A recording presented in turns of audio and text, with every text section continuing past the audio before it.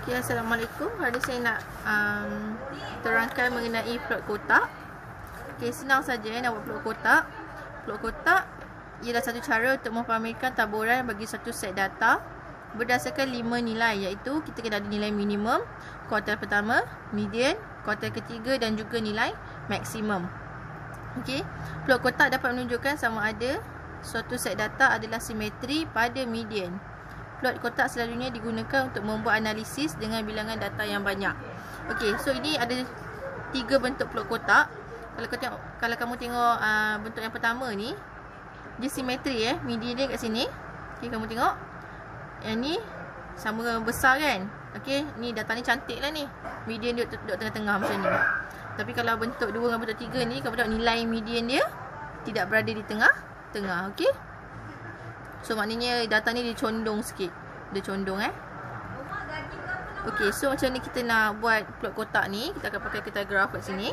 Okey, contoh kita ada data kat sini. Alright, so daripada data ni kita tentukan nilai minimum dia, kuartal pertama dia, median dia, kuartal ketiga dan juga nilai maksimum. Macam mana nak tentukan kuartal pertama, median dan juga kuartal ketiga ni? Ini pelajaran kita yang lepas yang kita susun, yang kita ambil tengah-tengah. Okey. So dah ada data-data ni, kita buat garis nombor. Okey. So garis nombor, tengok nilai minimum dekat 35 kita tanda kuartal pertama, median, kuartal ketiga dan juga nilai maksimum. Okey. So kita akan buat kotak pada median macam ni. Kuartal pertama kita akan buat kotak macam ni. Median dan juga kuartal ketiga buat kotak macam ni. Dan kita akan garis ke nilai minimum dan kita akan garis ke nilai maksimum. Okey, bentuk dia macam ni. Kalau kamu nak buat mencancang pun boleh. Mencancang boleh ataupun mendatar pun boleh. Okey, ini ialah plot kotak ataupun box plot dalam bahasa Inggeris dia. Okey. Alright, kita tengok contoh 12. Diberi 2 plot kotak. Bagi setiap plot kotak nyatakan median. Okey, so plot kotak kita yang pertama, median kita ialah 52. Kita punya kuartal pertama ialah 35.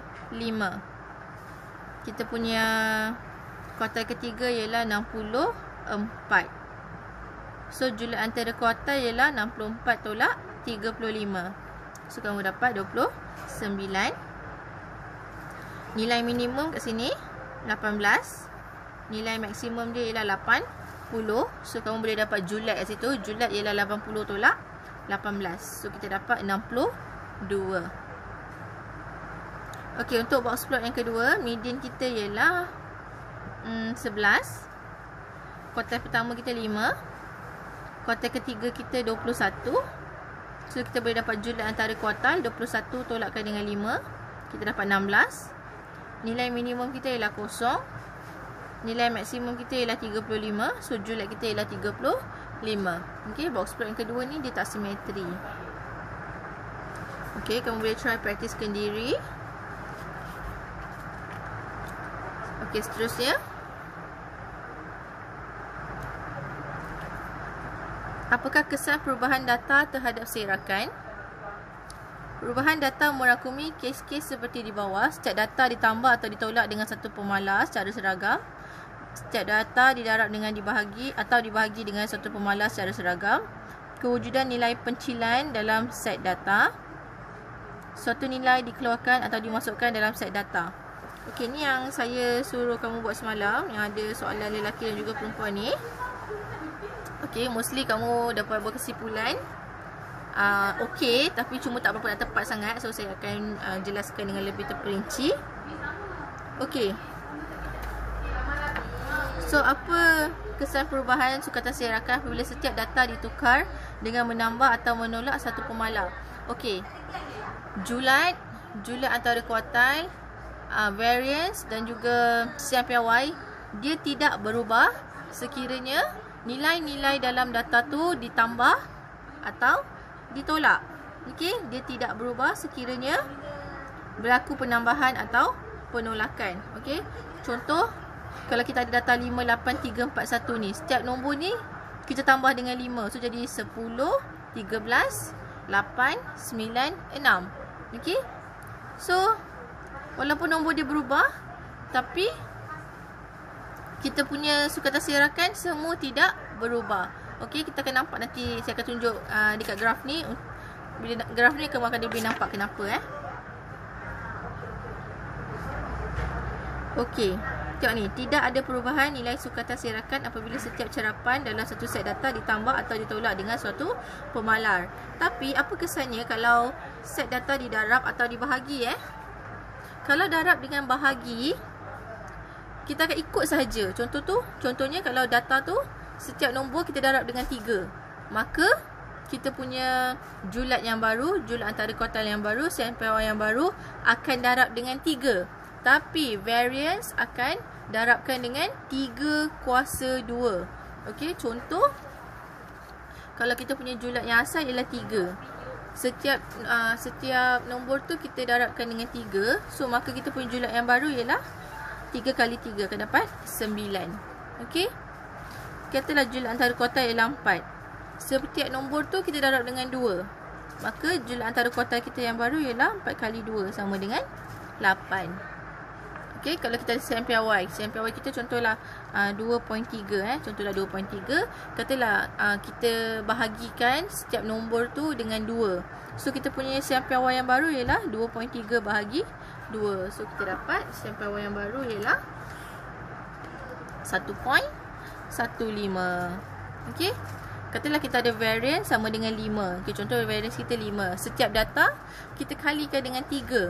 So apa variance yang baru? Variance yang baru ialah 5 kali 3 kuasa 2. Okey, pemalar tu mesti kena kuasa 2 sebab dia ialah variance. Variance ni kena kuasa 2. Okey, so kita akan dapat variance yang baru ialah 45. Okey, ini yang berlaku sekiranya darab dengan bahagi. Okey, akan berubah.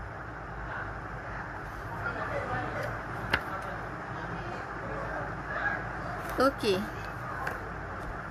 So kita tengok sini. Nampak ni dalam kotak color hijau ni. Okey.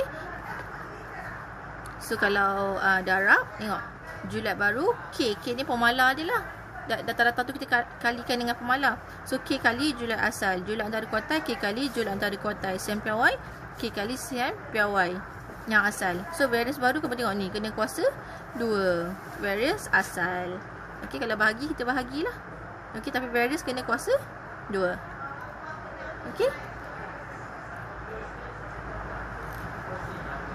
Next, apakah kesan ke atas sukatan sirakan apabila suatu pencilan dimasukkan atau dikeluarkan daripada satu set data? Okey. Pencilan ni maknanya nilai ekstrim. Nilai tu dia jauh daripada nilai-nilai yang lain. Okey. Sama ada dia duduk di sebelah kiri ataupun di sebelah kanan lah nilai tu.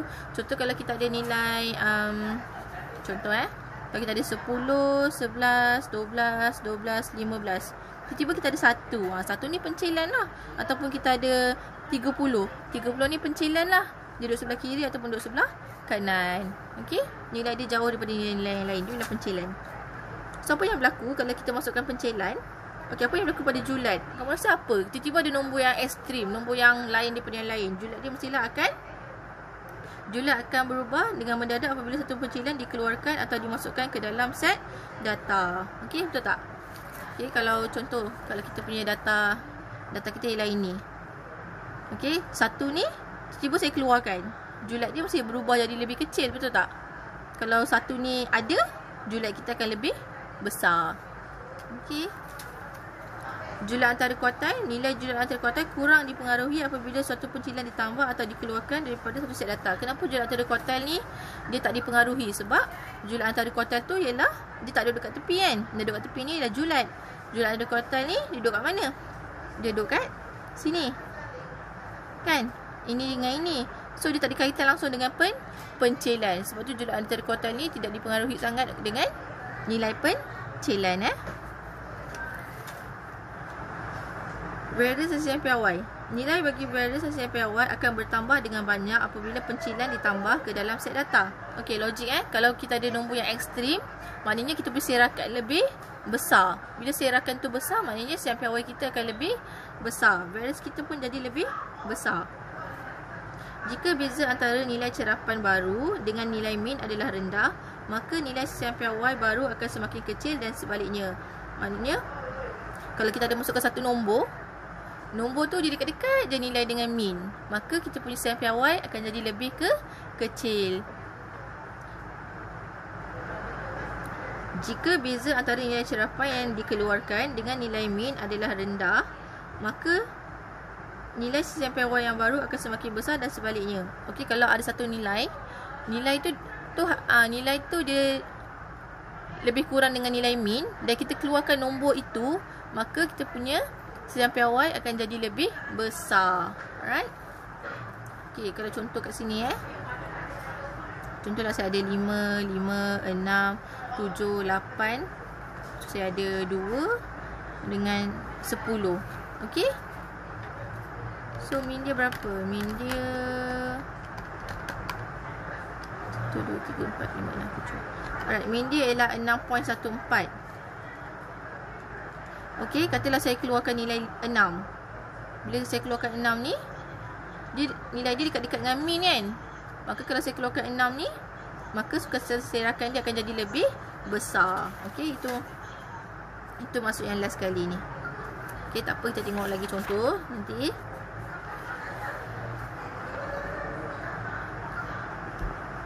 Bagaimanakah anda menentukan kesan perubahan data terhadap serakan berdasarkan perwakilan graf? Okey, ni lebih nampak Okey, cuba kamu tengok Ini kita punya data.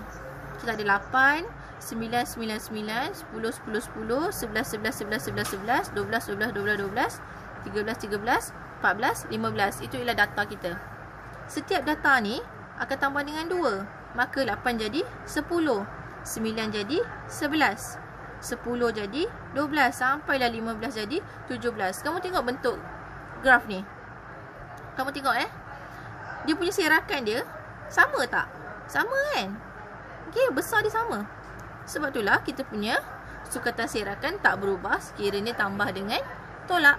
Okey, sebab dia tak berubah pun. Nampak tak? Bentuk dia sama sahaja. Okey. Julat asal dia 7, julat baru dia pun 7.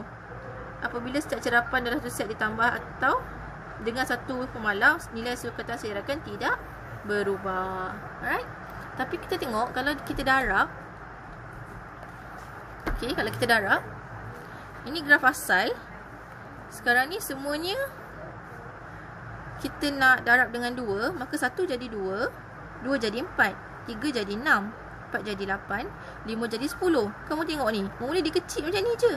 Sekarang jadi besar serakan dia, nampak? Okey, sebab itulah bila kita darab, serakan kita jadi lebih besar kat situ. Dia berubah. Okey, julat asal kita 4, 5 tolak 1. Tapi julat baru kita ialah 10 tolak 2. Jadi 8. Sebab kita darab dengan 2. 4 kali 2 sama dengan 8. Julat baru sama dengan K kali julat asal. Apabila setiap cerapan dalam satu set data didarab dengan satu pemalar K, nilai sukatan serakan akan berubah. Okey, sekarang kita tengok graf yang ni. Okey, kita tengok ini graf asal kita. Serakan kita besar ni je. Tiba-tiba dia masuk ke satu pencilan. Dia masuk ke satu nilai ekstrim, nilai yang jauh daripada nilai-nilai yang lain. Dia masuk ke 9. Tengok 9 ni jauh kat sini. Apa berlaku pada serakan dia? Kamu nampak tak? Jadi lebih besar serakan dia kat sini. Dalam darjah di atas, apabila satu pencilan dia masuk ke dalam set data, didapati bahawa serakan seluruh plot titik telah menjadi lebih besar. Tengok dia lebih besar. Mula dia kecil je kat sini. Jadi sekarang jadi besar. Julat asal dia 5 tolak 1, 4. Sekarang julat dia jadi 9 tolak 1 sama dengan 8. Julat bagi set data baru menjadi lebih besar dibandingkan dengan julat bagi set data asal apabila satu pencilan dimasukkan. Nilai sukatan serakan bagi set data baru akan menjadi lebih besar dibandingkan dengan nilai sukatan serakan bagi set data asal apabila satu pencilan dimasukkan. Okey, kamu boleh tengoklah daripada gambar ni. Ni jadi besar. Mula sebab dia kecil je, masuk pencilan jadi besar. Okey.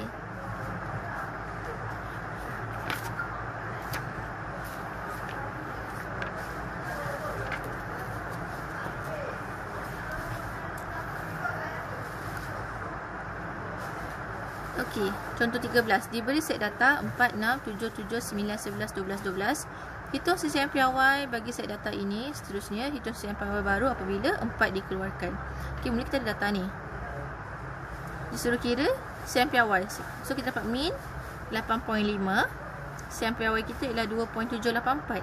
Sekarang kita keluarkan 4. Kamu rasa apa yang berlaku pada CMPY dia? Serakan dia akan jadi apa? Semakin apa? Semakin kecil ke semakin besar serakan dia? Kamu rasa? Kita keluarkan 4 ni. So, kamu tengok 6 ke 12, 4 ke 12. Kamu rasa CMPY dia jadi lebih kecil ke lebih besar? Mestilah jadi lebih kecil. Okay, sebab kita keluarkan 4 ni. So, jadi 6 ke 12 lebih kecil kan daripada 4 ke 12. So, nampak tak? CMPY dia lebih kecil. Apabila nilai yang jauh daripada min dikeluarkan, CMPY baru menjadi semakin kecil. Min dia ialah 8.4. Awal-awal tadi. Sekarang dia keluarkan 4. 4 dengan 8 ni kan jauh kan nilai dia kan. So, kita keluarkan nilai yang jauh. So, dia punya CMPY dia jadi semakin kecil. Okay. Sebab 6 ke 12 ni jadi lagi kecil lah daripada 4 ke 12. Okay. Apabila kita tambah satu nombor, kita tambah 7 kat sini. Apa yang berlaku kalau kita tambah 7? Kamu rasa apa yang berlaku kalau kita tambah 7? 7 tu dekat ke jauh dengan 8? Dekat kan? So, kalau dekat, maka CMPY dia jadi lebih kecil. Apabila nilai yang dekat dengan min ditambah, CMPY baru menjadi semakin kecil. Okey? Kalau 18 ditambah, 18 tu kat mana? 18 tu nilai terpencil kan? Nilai pencilan kan? Dia duduk kat ujung sini kan? 18 kat sini. Dia jauh daripada 12. So, apa yang berlaku pada dia punya CMPY? Mestilah jadi lebih besar. Apabila nilai yang jauh daripada min ditambah, CMPY baru menjadi semakin besar. Sebab dia pencilan. Dia duduk kat sini. 18. So, 18 ke 4 ni lagi jauh daripada 12 ke 4. So, CMPY dia akan bertambah. Okay. So, kamu boleh buat latihan. Ada apa-apa boleh tanya saya. Thank you.